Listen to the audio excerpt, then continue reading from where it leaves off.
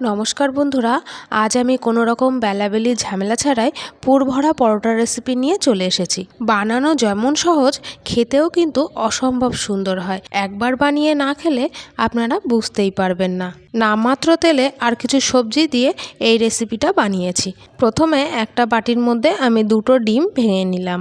ডিম দুটোকে একটা হ্যান্ড উইক্সের সাহায্যে খুব ভালো করে মিশিয়ে নিতে হবে। একটা কাঁটা চামচের সাহায্যেও আপনারা এই ডিমটা মিশিয়ে নিতে পারেন।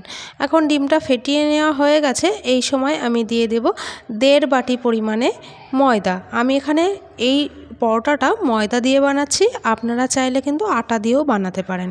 এবার দিয়ে দেব আরও একটু স্বাদ বাড়ানোর জন্য 1 চামচ গুঁড়ো দুধ, আর দিয়ে দিচ্ছি স্বাদ মতো লবণ। এবার আমি ওই বাটি মেপেই 1 বাটি জল নিয়ে নিয়েছি। এখানে রুম টেম্পারেচারে থাকা জলই আমি এখানে দিয়ে দেব। অল্প অল্প করে জল দিয়ে এভাবে মেশাতে থাকবো। এখানে কিন্তু পুরো জলটা একবারে মিশিয়ে দেওয়া যাবে না। একবারে জল মিশিয়ে দিলে কিন্তু বেশি পাতলা হয়ে যাবে। সেই জন্য আমি এভাবে অল্প অল্প করে জল মিশিয়ে এভাবে মেশাতে থাকবো। মেশাতে মেশাতে একটা সুন্দর স্মুথ ব্যাটার আমি তৈরি করে নিয়েছি। এরকম ব্যাটার আমাদের তৈরি করে নিতে হবে, একেবারে পাতলা না আর খুব মোটাও না। এরকম ঘনত্বের ব্যাটার রেডি হয়ে গেছে। এবার আমি রেস্টে রেখে দেব 10 মিনিটের জন্য।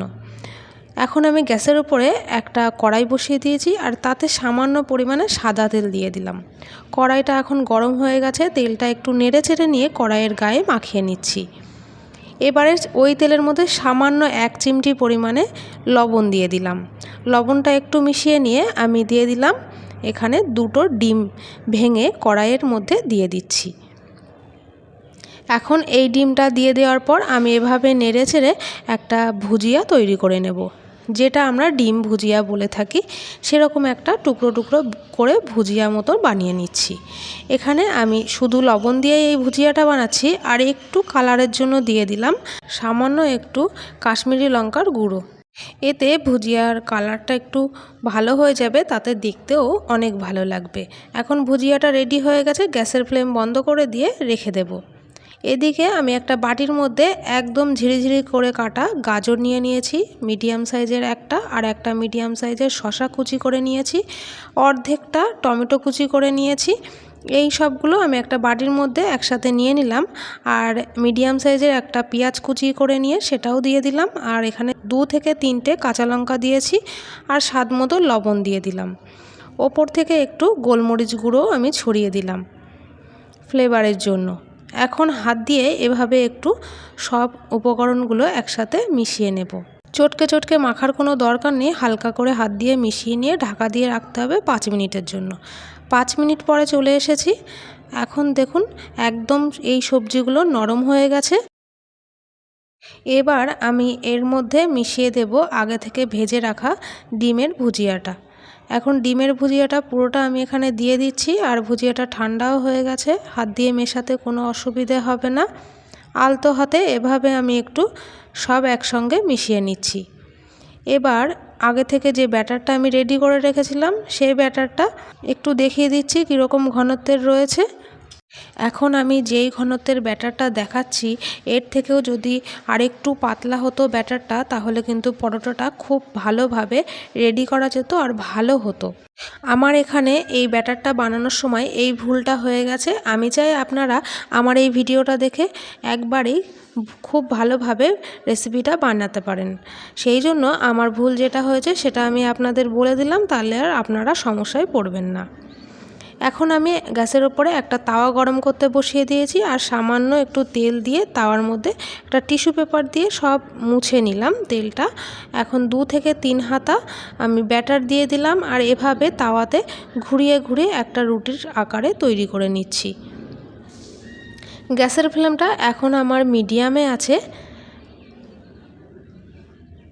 এবার আমি 1 মিনিটের মতো ওয়েট করার পর এই রুটিটা আমি তুলে নিচ্ছি। খুব সুন্দরভাবে এই রুটিটা উঠে যাবে, আর পাতলা হলে কি হবে, ফোল্ড করার সময় একটুও ভেঙে যাবে না, আর খুব সুন্দরভাবে রেডি হয়ে যাবে। এখন একই রকমভাবে আমি সব রুটিগুলো তৈরি করে নিয়েছি, আর একটা বাটির মধ্যে আমি এখানে 2 চামচ ময়দা নিয়ে সামান্য একটু জল দিয়ে দিলাম। এভাবে একটু চামচ দিয়ে নেড়ে চেড়ে একটা ক্রিমের মতো রেডি করে নিচ্ছি। এবারে একটা প্লেটের ওপরে একটা রুটি নিয়ে নিচ্ছি, আর আগে থেকে যে পুর আমি রেডি করেছিলাম সেই পুরটা মাঝখান বরাবর এরকমভাবে দিয়ে একটু হাত দিয়ে ছড়িয়ে দিচ্ছি। এবার এইভাবে আমি একটু ফোল্ড করে নিচ্ছি, আপনারা দেখুন তাহলে আশা করি বুঝতে পারবেন। এভাবে ফোল্ড করে নিয়ে একটা ভাজের ওপরে একটু ময়দার ক্রিমটা মাখিয়ে নিয়ে আমি আবারও ফোল্ড করে দিচ্ছি। এবার আমি এরকমভাবে ফোল্ড করে দিচ্ছি। আমি যেভাবে করছি আশা করি আপনারা দেখে বুঝতে পারছেন। আবারও আমি এরকমভাবে ওই ময়দার ক্রিমটা মাখিয়ে নিয়ে আবারও আমি এভাবে ফোল্ড করে দিতেই তৈরি হয়ে গেল পুর ভরা পরোটা। এরকমভাবেই আমি প্রত্যেকটা পরোটা তৈরি করে নিচ্ছি। আশা করি আমি কিভাবে ভাঁজ করেছি আশা করি আপনারা দেখে বুঝতে পেরেছেন। আরও একটা আমি দেখিয়ে দিচ্ছি কিভাবে আমি এখানে ভাঁজ করে নিলাম। আমরা যেরকম মোগলাইয়ের ভাঁজটা করি সেভাবেই আমি এই পরোটার ভাঁজটা করে দেখিয়ে দিচ্ছি। আপনারা ভালোভাবে দেখলে বুঝতে পারবেন যে কিভাবে আমি ভাঁজটা করে দিলাম। এই যে রেডি হয়ে গেল। এবারে আমি তাওয়ার ওপরে বেশ কিছুটা 1 চামচের মতো তেল দিয়ে আমি একটু তেলটা ভালোভাবে গরম হওয়ার জন্য রেখে দিচ্ছি। গরম হয়ে গেছে, একটু খুন্তি দিয়ে নেড়েচেড়ে আমি এই ভাঁজ করা পরোটাগুলো মানে পুর ভরা পরোটাগুলো দিয়ে দেব। এই সময় গ্যাসের ফ্লেমটা মিডিয়ামেই রাখবো। আমি এখানে 3টে করে দিয়ে ভেজে নেব।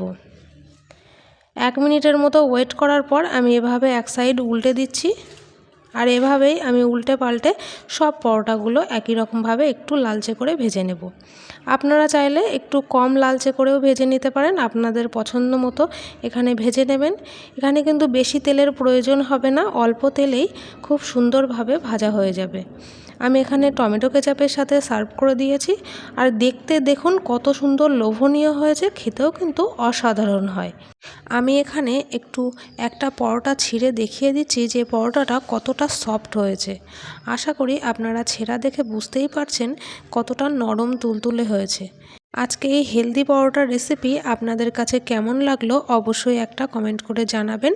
আর ভিডিওটা প্রথম থেকে শেষ পর্যন্ত দেখার জন্য অনেক অনেক ধন্যবাদ। এভাবেই পাশে থাকবেন।